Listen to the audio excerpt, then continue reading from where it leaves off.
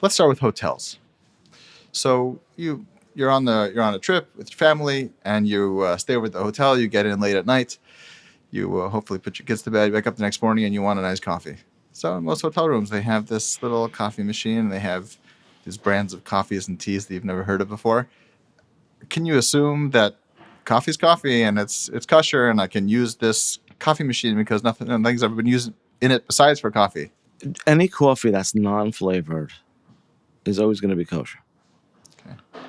And, the coffees that are flavored, if they do not have a reliable certification, so I would not use them because the flavors may be non-kosher.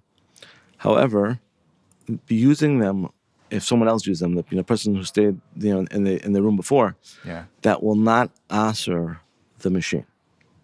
Okay, the non-kosher flavors, it's a zevazeh goyim, and it will not make the machine not kosher, and you can still have your kosher coffee the next morning, no problem.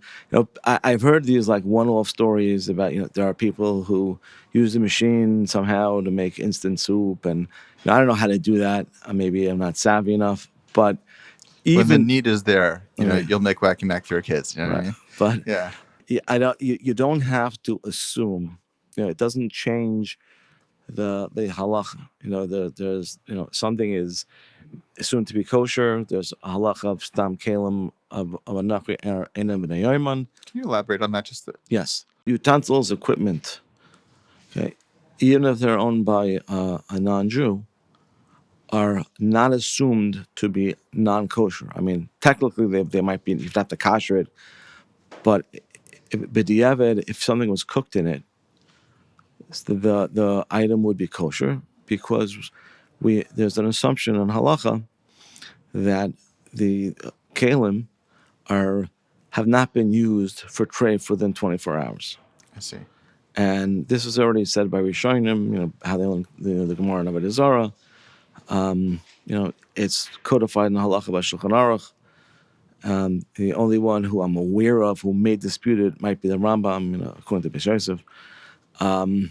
So that's a huge heter. So in other words, if I'm traveling and I mistakenly, let's say, go to Airbnb and I mistakenly use one of their pots or one of their dishes, and even if what I use is hot, you're saying l'chatchila, ideally, in the first place you can't do it. But after the fact, if someone would call you with this question, you would say, yeah, it probably wasn't used within the last 24 hours, and therefore it's okay, you can eat it now. That's exactly what I would say.